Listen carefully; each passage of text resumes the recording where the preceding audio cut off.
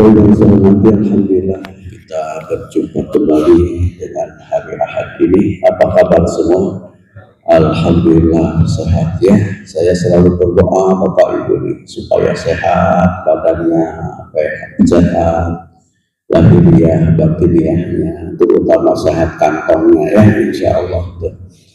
Bapak Ibu yang saya hormati, kajian pada saat ini akan disampaikan Allah yang terhormat Al-Mukarram Al-Ustaz Asnawi Sakari, yang memang sudah tidak asing lagi kalau dia senantiasa khutbah Jumat.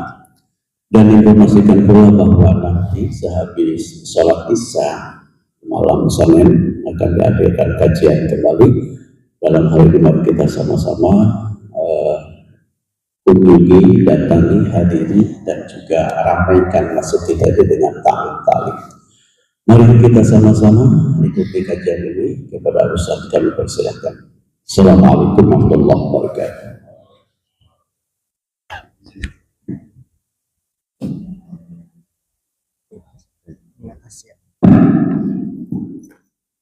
Bismillah.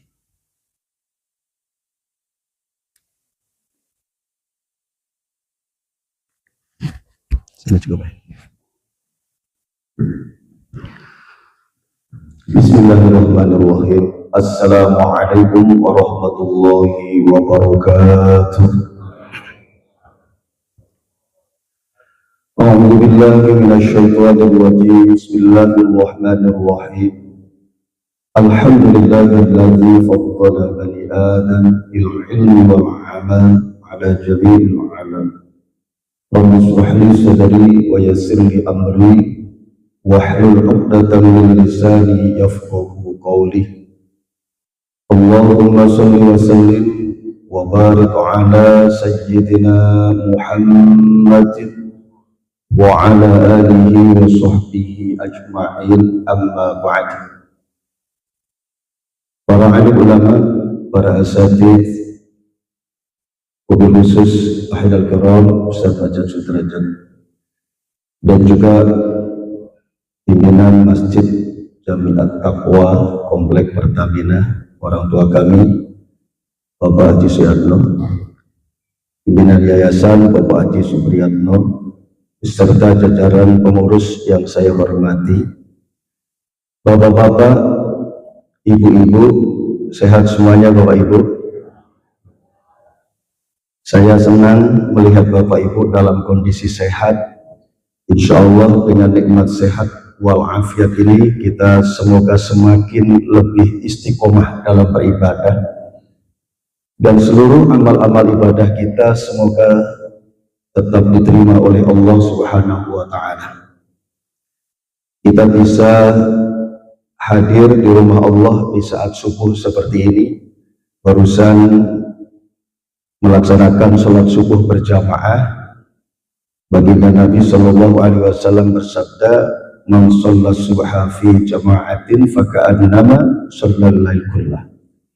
Barang siapa yang sholat subuhnya berjamaah di masjid seperti Bapak Ibu yang barusan laksanakan, itu kata Nabi, mereka memperoleh pahala seperti pahalanya orang yang sholat sepanjang malam.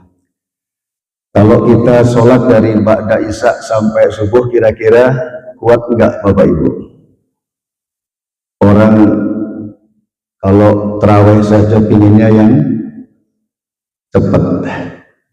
Sholat fardhu 5 waktu kalau diimami sama Ustadz Ajat tadi ya seneng, suaranya merdu, tajwidnya luar biasa, tartil, kemudian sat-sat gitu. Kita senang Bapak Ibu, benar ya?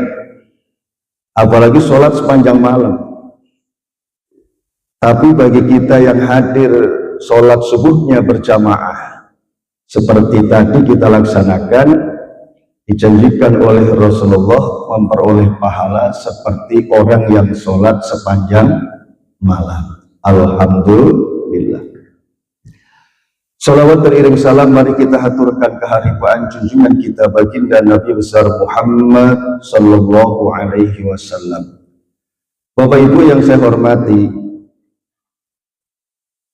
setiap kita pasti meyakini rukun iman yang kelima, yaitu percaya kepada hari kiamat. Dan ketika nanti kiamat tiba, Bapak Ibu, dibangkitkan seluruh manusia dari kuburnya. Maka bangkitnya manusia dari kuburnya ini dalam bentuk dan rupa yang bermacam-macam sesuai dengan amal perbuatannya. Ada orang yang panik, takut, cemas, dan ada pula orang yang dalam keadaan bergembira, tidak merasakan ketakutan dan kecemasan. Jadi tergantung kepada amal-amal perbuatannya. Yauma idzi yasturun nasu ashtatan liyurau a'malahum. Bapak Ibu yang saya cintai, lalu Nabi menjanjikan ada orang-orang yang akan dilihat oleh Allah, dirahmati, diperhatikan, dinaungi, sehingga mereka tidak perlu cemas, tidak perlu khawatir. Tapi sebaliknya Bapak Ibu, juga ada orang yang dicuekin sama Allah. Di hari kiamat tidak ada yang bisa kita andalkan untuk menolong kita kecuali Allah Subhanahu wa ta'ala. Tapi sayangnya pada hari itu pula Allah tidak peduli terhadap sekelompok manusia. Maka Nabi bersabda, "Salasatun la yanzurullahu ilaihim yaumal qiyamah."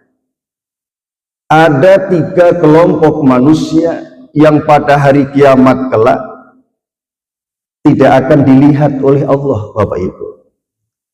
Artinya tidak akan dirahmati oleh Allah. Padahal pada saat itu manusia sebagian besar panik, sebagian besar takut, cemas. Bagaimana nggak takut, Pak? Masuk suatu alam, satu kondisi yang sebelumnya kita belum pernah ke sana. Kita mau tur wisata ke Bandung saja biasanya pakai di survei dulu, biar kita tahu tempatnya seperti apa. Kemudian penginapannya seperti apa, tempat hiburannya juga seperti apa. Ini baru mau ke Bandung. Sementara kita ke akhirat, Pak. Apa ada di antara kita yang sudah survei ke sana sekarang? Belum ada kan Bapak Ibu ya? Belum ada. Jangan bicara ke alam akhirat, ke alam barzah atau alam kubur saja, itu belum ada yang survei ke sana. Sebelumnya belum pernah ke sana. Jadi satu-satunya yang diharapkan pertolongan dan petunjuknya hanyalah Allah Subhanahu. Sayang ada 3 kelompok manusia yang tidak akan dilihat, tidak akan diperhatikan oleh Allah. Siapa 3 golongan manusia ini Bapak Ibu? Nabi bersabda, yang pertama, al-'aqu liwalidayhi, anak yang durhaka kepada orang tua. Ini Bapak Ibu, kita yang posisinya sebagai orang tua, maka kita punya anak biasanya. Dan kita yang posisinya di hadapan orang tua, berarti kita adalah anak. Kata Nabi, al-'aqu liwalidayhi, anak yang durhaka kepada orang tua tidak akan dilihat oleh Allah. Kenapa? Ridallah fi ridal walidain wa suhtullah suhtul walidain. Ridhonya Allah ini tergantung ridho orang tua, dan murkanya Allah juga tergantung murka kedua orang tua. Maka jangan pernah kita sakiti hati dan perasaan orang tua kita Bapak Ibu. Mohon maaf, hari ini banyak orang yang terjebak kepada sikap durhaka kepada orang tua tapi kadang tidak menyadarinya. Maka kita perlu ngaji yang seperti ini biar kita sadar kalau kita sudah bagus kepada orang tua, paling tidak kita bisa ngingetin anak dan cucu kita Bapak Ibu. Coba perhatikan Bapak Ibu, ada Beberapa jamaah yang datang ke saya kemudian cerita, Ustadz, bagaimana sih Ustadz ketika orang tua masih hidup renovasi rumah, itu ada salah satu anaknya yang bantu 50 juta buat biaya renovasi. Kemudian singkat cerita, suatu saat ibunya wafat, bapaknya juga sudah wafat. Maka warisan satu-satunya adalah rumah tersebut, Pak Ustadz. Begitu mau dijual, mau dibagi, anak yang dulu nyumbang 50 juta buat ibunya ketika renovasi itu datang. Bang, dulu saya nyumbang emak renovasi rumah 50 juta. Jadi kalau sekarang rumah ini mau dijual, kalau sudah laku tolong balikin duit saya yang 50 juta. Karena dulu saya bantuin emak renovasi 50 juta. Kalau menurut Bapak Ibu bagaimana nih anak yang modelnya kayak gini? Ada mungkin orang yang mengatakan ya wajar karena rumahnya mau dijual, kemudian orang tuanya sudah meninggal. Jadi ceritanya yang mau dibagi ke anak-anak itu sebagai warisan itu harta utuh dari orang tua. Kalau yang 50 juta ini kan tambahan dari dia. Yang benar adalah Bapak Ibu, ketika kita sudah memberikan kepada orang tua, ketika orang tua kita masih hidup dan kemudian orang tua kita wafat, jangan ditarik kembali. Sebab kalau ditarik kembali berarti kebaikan kita kepada orang tua pun kita tarik kembali. Pahala yang sudah berada di sisi Allah untuk kita bakti sama orang tua, sirna Bapak Ibu, habis. Kenapa? Karena yang dulu sudah diberikan ternyata pemberiannya nggak ikhlas. Buktinya di kemudian hari, ketika orang tua sudah kagak ada, diminta lagi. Pertanyaan saya adalah, ada nggak peristiwa yang seperti ini Bapak Ibu? Kok banyak sih Pak? Serem banget kayaknya. Ada gitu aja dah, tapi ya nggak banyak ya.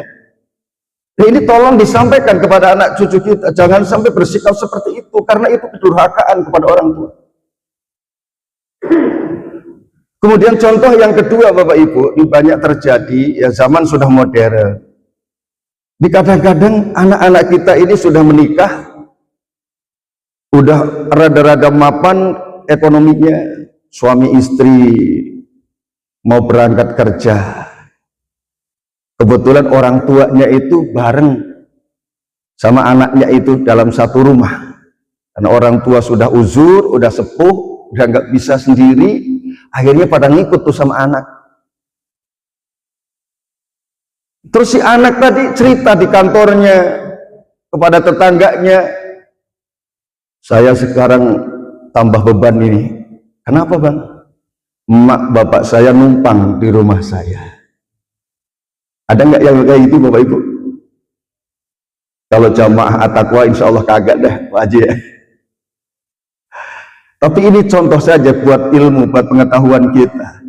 Bapak ibu saya numpang di rumah saya. Itu tanpa disadari Pak, anak sudah terjebak kepada sikap durhaka kepada orang tua. Lalu yang benar bagaimana? Katakan kepada sahabat kita, katakan kepada tetangga kita, kalau ada tetangga yang nanya, bukan emak bapak yang numpang di rumah saya Pak, tapi saya dan istri serta anak-anak lah yang numpang di rumah emak bapak saya. Kok begitu Ustaz? Itu kan sertifikatnya atas nama saya. Itu kan yang bangun rumah sampai semegah itu pakai duit-duit saya. Emak bapak tinggal datang doang dari kampung di rumah saya, berarti kan dia memang numpang. Kenapa ngomongnya kok malah kita yang numpang sama emak sama bapak, padahal kenyataannya emak bapak yang numpang sama kita. Betul Bapak Ibu, sertifikat rumah itu atas nama kita. Betul Bapak Ibu, rumah itu yang bangun kita, tapi Nabi bersabda, anta wa maluka li abika, dirimu bahkan harta kekayaanmu itu adalah kepunyaan ibu dan bapakmu. Maka jangan katakan emak bapak numpang, tapi katakanlah saya yang numpang di rumah emak dan bapak. Dan perkataan itu diiringi dengan sikap yang real, yang nyata di rumah. Bapak emak jangan dibudakin, jangan dianggap pembantu, karena kita yang numpang, kita yang harus melayani emak bapak kita. Ini kadang-kadang pakai nyetil, berangkat kerja, berangkat dinas, suami istri, kata si istrinya, Bu, saya mau berangkat kerja, tolong ya Bu, nanti kalau anak saya waktunya mandi, mandikan, kalau anak saya waktunya makan, suapin ya Bu ya, kalau anak saya waktunya pipis, cebokin. Bapak juga di rumah daripada diem lantang-lantung doang, Mbak, tuh mobil saya udah ngebul banget, Bapak cuciin dah. Halaman belakang dong Pak, rumputnya sudah pada tinggi, tanaman di pot-pot itu rumputnya sudah pada banyak banget rumput, tolong dibersihin Pak. Ntar Bapak Ibu nggak usah khawatir, nanti kalau tanggal muda saya gajian, saya kasih duit dah buat beli jajan. Anehnya lagi Bapak Ibu, kadang ada orang tua yang kemudian mengiyakan aja. Iya Neng, mak pikir daripada lo panggil baby sister sebulan 4 juta, lebih baik mak aja deh yang ngerawatin anak lo. Lo kasih emak 2 juta nggak apa-apa Neng sebulan, daripada gaji baby sister 4 juta. Tuh, ada orang tua yang begitu Bapak Ibu. Pertanyaannya adalah, itu ibumu apa pembantumu apa baby sistermu? Itu ayahmu apa budakmu?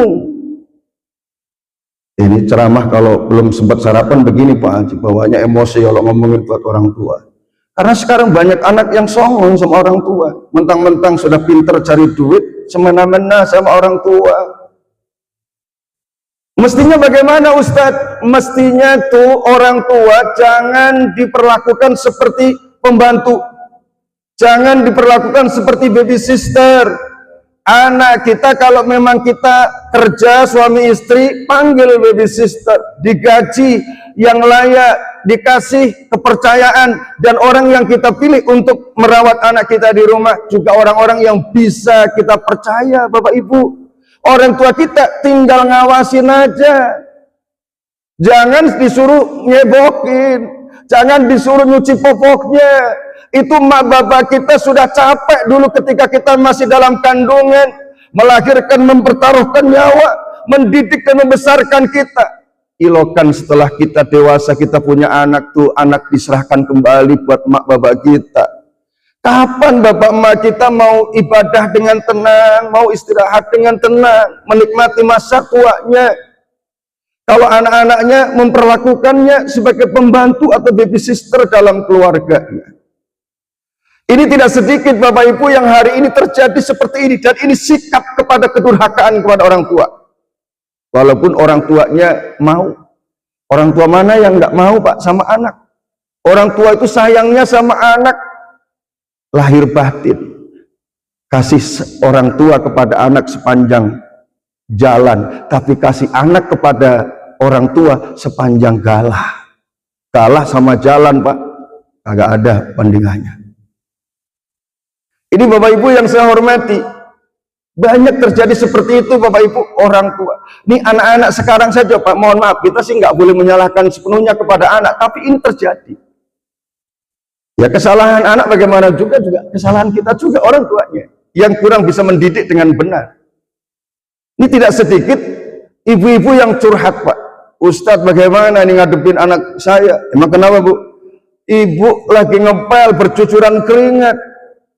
Anak saya asik main handphone di atas kursi, di atas sofa, nongkrong Ustadz. Saya ngepel bercucuran keringat begitu sampai di kakinya, bukan pel-pelannya yang diambil sini Mak. Biar saya aja yang ngepel. Kagak Pak Ustadz, malah kakinya yang diangkat sini Mak, belum dipel. Ada nggak Pak Ibu yang begitu? Dia lebih berbakti kepada HP-nya daripada emaknya. Ya Allah, ini fakta Bapak Ibu yang saya sampaikan, bukan ngada-ngada, bukan ngarang-ngarang, bukan drama Korea, tapi ini fakta. Banyak anak yang dipanggil oleh orang tuanya sampai berkali-kali, tenggorokannya sampai kering manggilin anak, hanya buat makan, buat ngaji, buat belajar, kagak dijawab tuh panggilannya sama anak. Tapi handphone berdering langsung diangkat. Betul nggak Bapak Ibu? Udah betul aja biar cepet nih urusannya Pak. Emang kenyataannya begitu, mau apa lagi? Maka Bapak Ibu, Allah Subhanahu wa Ta'ala memberikan solusi kepada kita para orang tua bagaimana menghadapi anak-anak yang rada-rada susah diatur, rada-rada songong sama orang tua. Rahasianya ada di Quran surah At-Taghabun ayat 14. Nanti panjenengan boleh buka. Pulang dari sini buka Quran surah At-Taghabun ayat 14. A'udzu billahi minasyaitonir rajim. Bismillahirrahmanirrahim. Ya ayyuhalladzina amanu inna min azwajikum wa auladikum aduwwan lakum fahdharuhum wa in ta'fu wa tasfahu wa taghfiru fa innallaha ghafurur rahim. Wahai orang-orang yang beriman, bisa jadi pasangan hidupmu dan juga anak-anakmu aduwwan lakum, menjadi musuh bagimu. Dalam tafsir Al-Barahi dijelaskan Bapak Ibu bahwa yang dimaksud aduwwan lakum, anak kok bisa menjadi musuh, istri kok bisa menjadi musuh buat suami, itu artinya istri dan anak yang menghambat suami beribadah kepada Allah Subhanahu wa Ta'ala. Ini banyak terjadi Bapak Ibu. Mohon maaf ya para istri, ibu-ibu ya, nyon sewu dikit, jangan tersinggung dulu. Tersinggung ya beneran, biarin dah.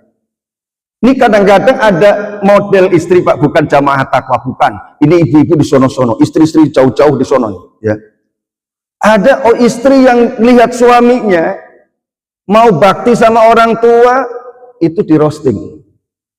Dia cemburu sama mertuanya. Mau bagi duit gocap sama ibunya tuh suami dipelototin. Terus bang, sekarang gocap, besok cepet, besoknya lagi 200, sekalian sono minta kelon sama emak sono. Suami digituin, kira-kira lemes apa kagak Pak? Lemes kalau model suami yang loyo. Tapi kalau suami jamaah at-taqwa udah biasa ngaji, kagak lemes Pak, agak ngedrop, dibilangin kayak gini, istri dinasehatin. Wahai istriku, sebaiknya kalau kamu menyaksikan saya berusaha bakti sama ibu saya, tolong didukung. Kenapa? Karena Rasulullah bersabda, birru aba'akum tabarrukum abna'akum. Kalau kamu berbakti kepada orang tua, maka anak-anakmu kelak juga akan berbakti kepadamu. Tapi kalau hari ini kamu durhaka sama orang tua, songong sama orang tua, orang laki mau bagi duit gocap aja pakai diomongin, pakai di roasting begitu, maka kelak anak cucumu juga akan lebih songong lagi kepadamu, wahai istriku. Apa mau anak-anak kita menjadi anak yang durhaka? Kagak bang, ya kalau kagak tolong, kalau ibu nggak mau bakti sama orang tuaku, minimal diem, jangan roasting ketika aku berbuat baik kepada ibuku. Tuh Pak, dinasehatin, bukan malah berhenti. Nah, kalau istri yang solehah melihat suaminya mau bagi duit 50.000 kepada ibunya, Pak, iya Bu, berapa itu duitnya? 50.000 Bu, cuma 50.000. Bapak bagaimana sih Pak? Itu kan ibu kita sudah nggak kerja, nggak ada penghasilan. Kalau bukan dari kita sebagai anaknya, dari siapa lagi Pak? Kalau mau bagi sama emak ya jangan gocap dong Pak. Dan berapa ya? 20, malah turun. Ya kasih 500 Pak, nggak usah khawatir Pak. Berapapun yang kita berikan kepada orang tua kita sebagai bakti buat orang tua Pak, nggak mungkin Allah akan miskinkan kita. Yang ada justru Allah akan angkat derajat kita, Allah akan kayakan kita Pak. Tuh suami kalau digituin kira-kira seneng nggak Pak? Seneng punya istri yang kayak gitu, rasanya cukup lah, nggak pengen kawin lagi. Bu, ibu-ibu begitu ya? Alhamdulillah. Makanya saya lihat wajahnya bercahaya, ya, ahli surga. Kena lampu dari atas, lampunya cakep banget. Bapak Ibu yang saya hormati, anak bisa menjadi musuh bagi anak menghambat bapaknya beribadah. Udah niat ingin sedekah, saya ingin sedekah nih Bu, berapa Pak? 500.000. Kemana? Masjid At-Taqwa. At-Taqwa ini lagi renovasi. Anaknya dengar, Pak, Bapak sok kaya mau bagi duit buat masjid 500.000, saya nih mau beli iPhone masih kurang. Duitnya direbut sama anaknya. Orang tua aturan mau sedekah jariah ke masjid gagal gara-gara direbut sama anak. Ini anak menjadi aduan musuh bagi orang tuanya. Tetapi solusinya bagaimana Bapak Ibu? Itu bagaimanapun juga kan anak kita. Benar gak Bapak Ibu? Kalau ada jeleknya ya anak kita, kalau ada cakepnya juga anak kita. Kata Allah, fahdaruhum, maka berhati-hatilah kamu menghadapi anak-anakmu itu. Bagaimana caranya? Wa intafu, maafkan dia. Maafkan tuh anak. Sebab kita sebagai orang tua, mohon izin Bapak Ibu, orang tua saya dulu bilang tuh orang tua, sekarang dua-duanya udah almarhum, nanti suatu saat kamu jadi orang tua. Yang namanya orang tua itu harus siap diompolin, siap diberakin, siap dikencingin sama anak. Artinya segala perilaku anak yang baik, yang buruk itu ya orang tua harus siap bertanggung jawab. Jangan lepas tanggung jawab. Dunia akhirat itu Pak akan dihisap oleh Allah. Ini Bapak Ibu yang saya cintai, maafkan dia. Wa tasfahu, santuni dia. Jadi disuruh memaafkan. Yang kedua, menyantuni. Menyantuni itu memperhatikan apa yang jadi kebutuhannya. Enggak marah-marah yang sembarangan. Kadang-kadang kan ada orang tua yang emosi melihat anaknya bandel, lalu dikata tuh bocah, dasar anak setan. Ada nggak Bu yang begitu? Nah kalau anaknya setan berarti ibunya kuntilanak, bapaknya gendrowo, kan begitu Pak. Benar nggak? Saya kadang-kadang kaget-kaget, ada seorang ibu hanya gara-gara anak pulang sekolah kelihatan nilai MTK-nya jeblok 4, itu pakai dibego-begoin. Dasar anak bego. Lah kalau anak itu bego berarti emaknya. Bapak Ibu yang saya cintai, omongan orang tua itu jadi doa. Maka kalau ngomong jangan sekata-kata Bu, tahan emosi kita. Kalau ngomong yang baik-baik saja. Karena omongan orang tua kalau sudah kelepasan dari lidahnya itu buat anak jadi doa. Ngomong yang baik-baik. Falyakul khairan aw liyasmut.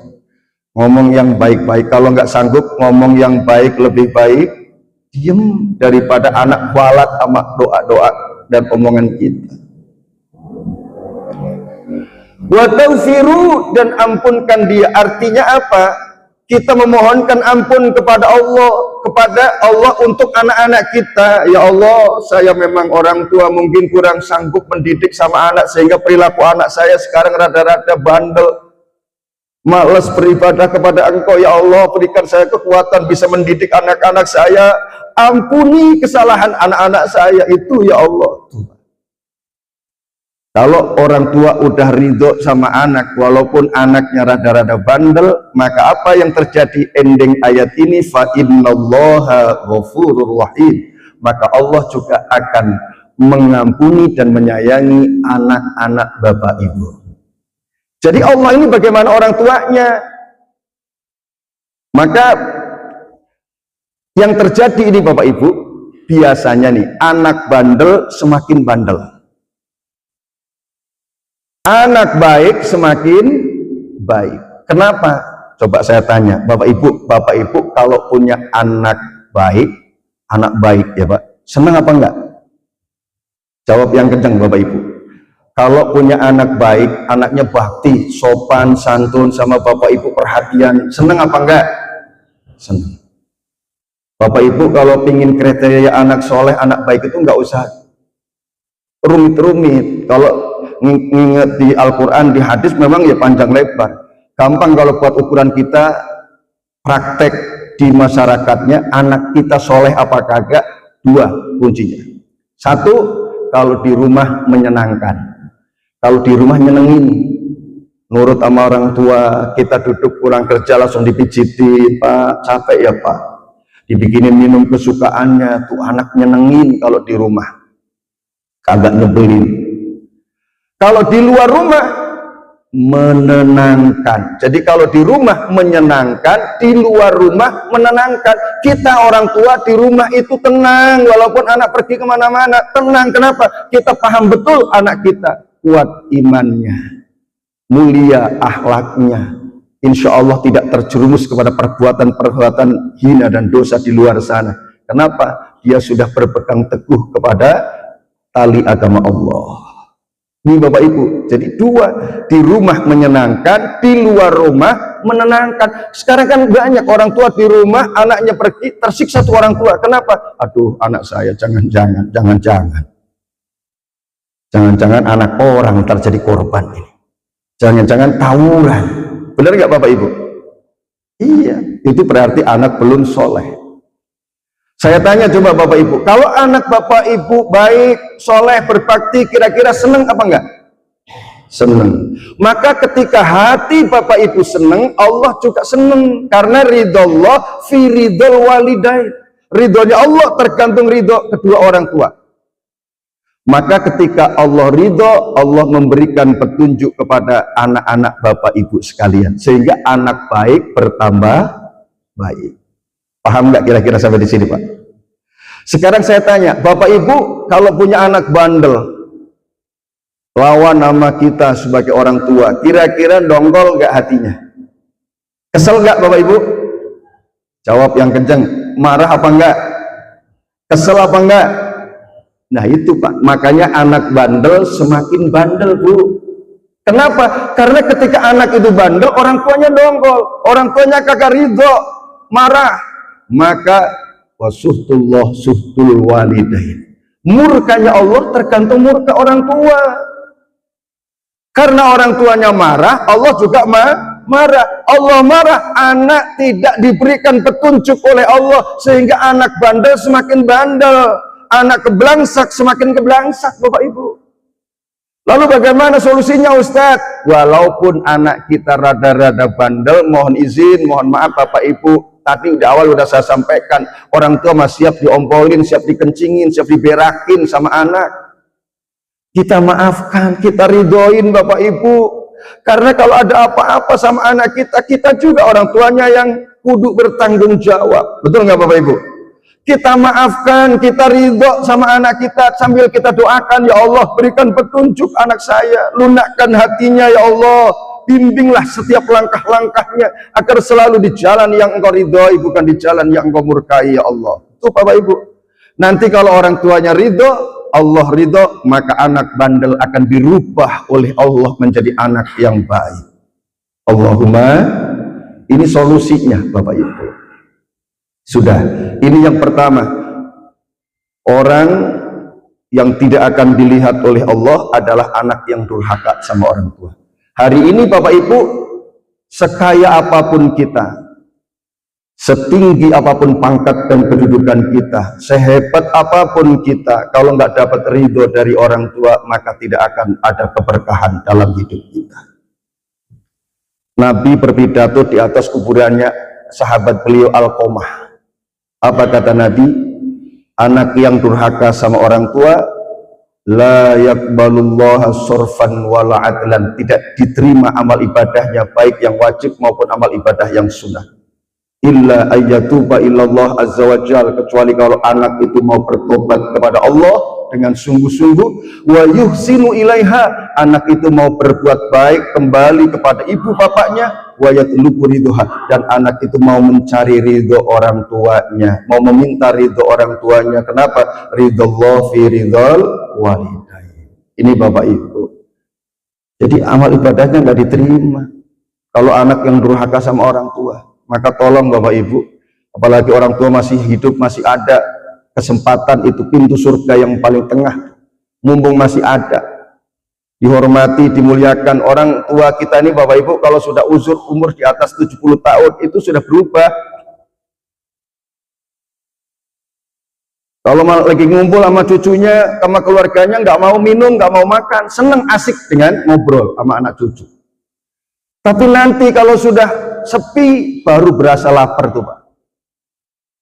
Makanya ketika emak saya masih hidup, mau tidur, saya bikinin Pak minuman teh manis kesukaannya yang panas segelas gede, air putih hangat segelas gede, kue-kue itu saya siapin. Kenapa? Bener Pak, jam 1 malam emak ngendusin bangun, keletak-keletik dimakan. Apa kata emak? Ya Allah, As, kamu anak laki tapi lebih-lebih kayak anak perempuan. Tahu aja kalau emak gini hari lapar.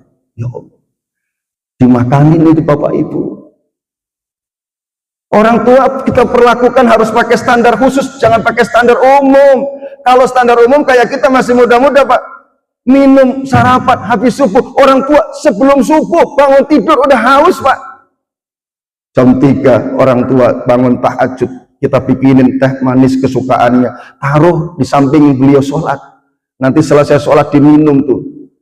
Ya Allah, alhamdulillah enak banget ini, minum seger banget. Tuh, orang tua Pak, doanya kayak petasan parung runtut. Gua doain lo biar berkah, biar panjang umur, biar sukses, biar istiqomah ibadahnya. Ya Allah, tuh doa orang tua. Maka peka kita sama orang tua, jangan kagak peduli sama orang tua, mumpung orang tua kita masih hidup. Bagaimana Ustaz dengan orang tua kita yang sudah wafat? Kata Nabi, as-salatu alaihim, doakan mereka. Insya Allah dengan wasilah bakti sama orang tua, kita semuanya hidupnya akan berkah. Amin. Dunia, akhirat. Bapak Ibu kalau nggak percaya boleh survei. Hari ini yang Bapak Ibu pandang sukses, mapan siapa? Pasti di belakangnya ada orang tua yang mendoakan dan meridhoinya. Nggak bisa Pak anak sukses tanpa doa dan ridho dari orang tua. Nggak bisa. Nonsen itu. Bapak Ibu yang saya cintai, lalu yang kedua siapa yang tidak akan dilihat oleh Allah pada hari kiamat? Wa mudminul khamr, kata Nabi. Orang yang senang mabuk, yang senang minum minuman khamr. Kalau di Arab kan namanya khamr ya Bapak Ibu. Kalau di Indonesia topi miring, whisky, brandy, bir bintang itu. Al-Maidah ayat 90 sudah jelas Pak sebenarnya. Cuman kita ini kadang-kadang udah ngerti itu dilarang oleh Allah, udah tahu itu haram, udah ngerti akibatnya juga nggak bagus buat kita, tapi tidak sedikit yang nekat. Ya ayyuhalladzina amanu innamal khamru wal maisiru wal ansabu wal azlamu rijsum min amali syaitan fajtanibuhu la'allakum tuflihun. Wahai orang-orang yang beriman, sesungguhnya khamr, wal maisir dan berjudi baik yang offline maupun yang online, wal ansab menyembah berhala, wal azlam mengundi nasib dengan anak panah. Dulu Pak orang Arab jahiliyah itu kalau mau bepergian jauh, dia nancepin anak panah. Di dalam Ka'bah itu ada kulit atau kertas yang tertutup kemudian ditancepin. Begitu nancep ada tulisannya berangkat, maka mereka berangkat. Tapi kalau tulisannya kagak berangkat, ya mereka nggak mau berangkat. Mengundi nasib dengan anak panah. Itu kata Allah rijsun, keji, perbuatan keji. Dan itu min amali syaitan, perbuatan setan. Orang kelakuan setan kok diikutin sama kita umat Rasulullah. Ini kan jaga sembung bawa golok Bapak Ibu. Udah ngerti itu perbuatan setan diikutin, ya nggak bakalan menguntungkan. Fajtanibuhu kata Allah, maka jauhi, tinggalkan.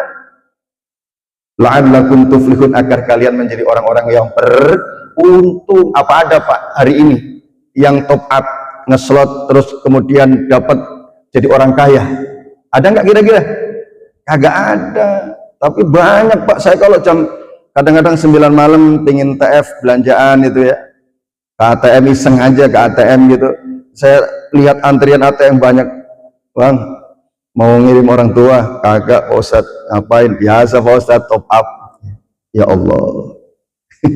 Insya Allah jamaah at-taqwa nggak ada Pak Haji ya kayak gitu. Tapi ini saya sampaikan untuk pengetahuan kita agar kita bisa mencegah apabila ada di antara saudara dan keluarga kita ada yang seperti itu. Agak ada untungnya Pak. Perjudian, minum-minuman khamr itu yang ada dilaknat oleh Allah.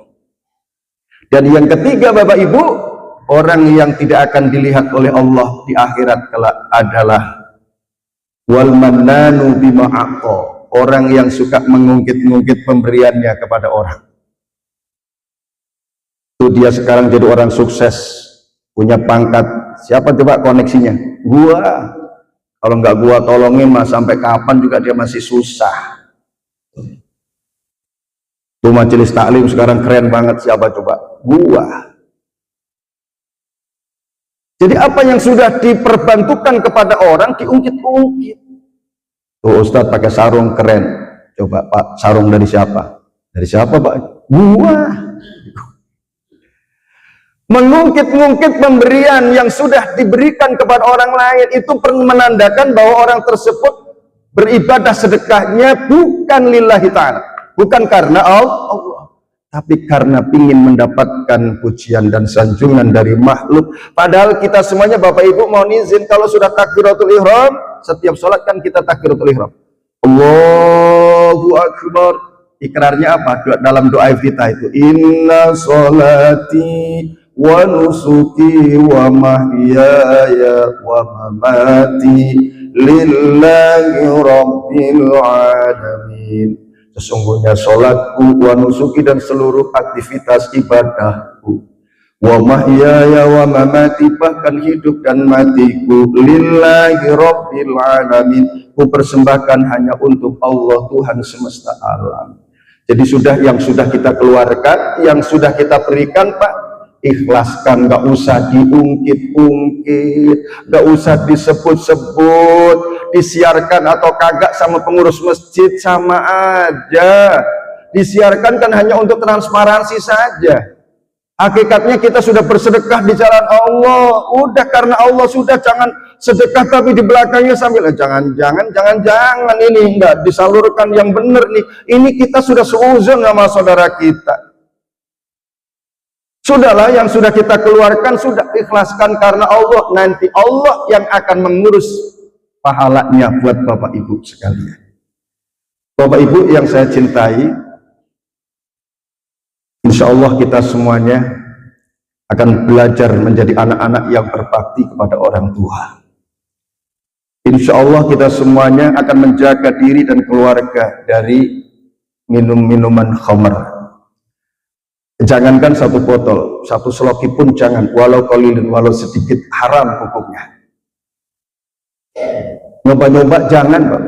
Dan semoga kita juga amal ibadah kita, sedekah kita, infak kita, pertolongan kita kepada hamba-hamba Allah yang lain semata-mata kita niatkan karena Allah, tidak usah diungkit-ungkit, dan kita berusaha ikhlas karena Allah, insya Allah. Baik Bapak Ibu, cukup kayaknya Pak Haji ya? Gimana Pak Haji? Iya silakan Pak Haji.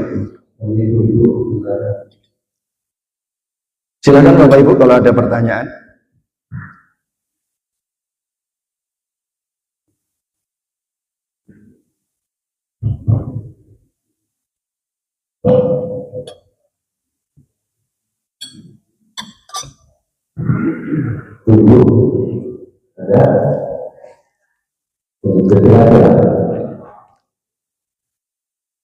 Silakan bapak-bapaknya, jelas semuanya ya Pak ya? Apa malah nggak jelas? Kadang-kadang Bapak Ibu ya, saya ngaji itu pengalaman ya. Ada jamaah yang raganya di depan saya, tapi arwahnya gentayangan di kasur.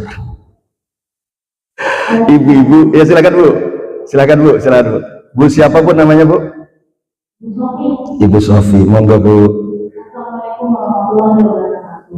Waalaikumsalam warahmatullahi wabarakatuh. Ya, tadi teman-teman kiamat ya, tadi dan kalau kiamat itu semuanya jirna ya, semuanya jadi abu, manusia semuanya mati. Atau sosial dunia ini termasuk matahari mati. Tapi nanti kalau bagaimana ya tadi kalau nanti di pengadilan terakhir kan katanya itu dihidupkan kembali sama tinggi, sama sakit, sama angkat, begitu kan?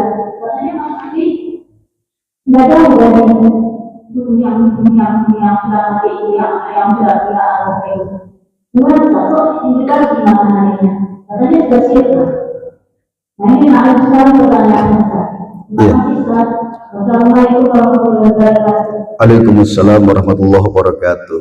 Ini pertanyaan persis dengan kemarin waktu saya ngaji tafsir Quran surah di Juz Amma, masih di Juz Amma ya. Jadi Masjid Hifdzur Rahim Bintaro.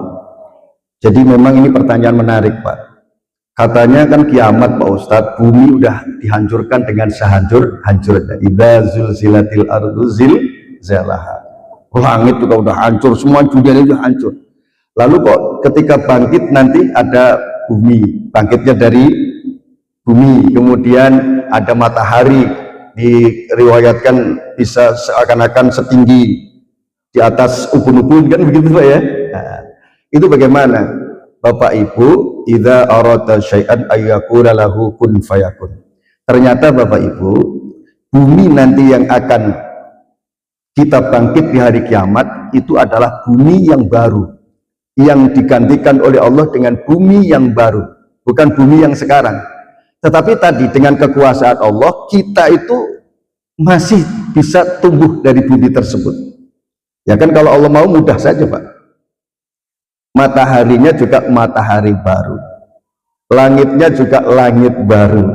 Jadi seperti itu Bu ya. Di dalam tafsir Munir itu dijelaskan bahwa buminya adalah bumi baru, mataharinya juga matahari baru, karena yang sebelumnya itu sudah kiamat, sudah hancur ya Bu Haji ya.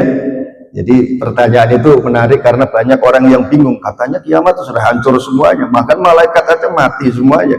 Ini bagaimana kok dibangkitkan dari bumi? Nah bumi yang mana? Bumi yang baru yang Allah ciptakan nanti buat di hari kiamat, bukan bumi yang sekarang, karena bumi yang sekarang sudah dihancurkan oleh Allah. Tapi kalau Allah berkehendak, idza arada syai'an ayyaqula lahu kun fayakun. Mudah bagi Allah, pokoknya nggak ada yang sulit bagi Allah, mudah. Nanti akhirnya berkembang Bapak Ibu. Di sini fisik kita jelek-jelek begini ya, katakanlah ya, kata aku aja jelek aja lah, orang Indonesia kan hidungnya rata-rata ya juga nggak begitu mancu gitu ya. Nanti kalau di akhirat itu keren-keren Pak Ustadz, apa nggak pangling? Enggak. Bapak Ibu pernah mimpi nggak? Mimpi ketemu sama orang tua. Ada kayak saya ini ditinggal wafat bapak, umur saya baru 2 tahun kata mak saya. Saya nggak begitu jelas wajah bapak saya, tapi saya mimpi ketemu almarhum bapak, itu ya jelas bahwa itu bapak saya dalam mimpi. Demikian pula nanti di sana, tidak ada istilah paket pangling, itu nggak ada. Semuanya akan jelas. Bapak ngelihat istri, kalau sama-sama masuk surga ya jelas, istri ngelihat bapak juga jelas. Cuman fisiknya memang sudah berubah. Fisiknya setinggi Nabi Allah Adam alaihissalam, yaitu 60 hasta kata Nabi. 60 hasta itu kalau sekarang saya ukur gampang setinggi pohon kelapa Bapak Ibu. Nah Ibu-ibu jangan ngebayangin, ya Allah Pak Ustadz tingginya sepohon kelapa itu anunya berapa. Jangan ya, udah pokoknya dengan kekuasaan Allah mudah bagi Allah. Setinggi pohon kelapa, kakinya segede apa tuh Pak Ustadz, jempolnya segede apa. Ya Allah yang membentuk, mudah saja bagi Allah ya. Ya Bu ya. Nah, ada lagi Pak? Kayaknya udah pada bikin sarapan ini Pak Haji. Ada lagi silakan Bapak Ibu. Jelas cukup Haji ya. Ya ini saja yang dapat saya sampaikan, mudah-mudahan ada manfaatnya buat kita semuanya. Semoga Allah kuatkan iman dan Islam kita, Allah sehatkan jasmani dan rohani kita, Allah mudahkan segala urusan kita, Allah berikan keberkahan ilmu dan rezeki kepada kita, Allah jadikan keluarga kita, anak-anak kita soleh dan solehah, amin. Al-Fatihah wa ala kulli natin salihah. Al-Fatihah. A'udzu billahi minasyaitonir rajim. Bismillahirrahmanirrahim. Alhamdulillahirabbil alamin arrahmanir rahim maliki yaumiddin. Iyyaka na'budu wa iyyaka nasta'in. Ihdinas siratal mustaqim. Shiratal ladzina an'amta 'alaihim ghairil maghdubi 'alaihim waladdallin. Amin. واعف عنا يا كريم يا ارحم الراحمين ارحمنا يا ارحم الراحمين ارحمنا يا ارحم الراحمين ارحمنا. اللهم ثبتنا بالاسلام وثبتنا بالايمان وثبتنا بالتوحيد وثبتنا بالمعرفه في الدين والدنيا والاخره. دعواهم فيها سبحانك اللهم وتحياتهم فيها سلام واخر دعوانا الحمد لله رب العالمين. Terima kasih Bapak Ibu, mohon maaf atas segala kehilafan dan kekurangan. Billahi taufiq wal hidayah. Assalamualaikum warahmatullahi wabarakatuh.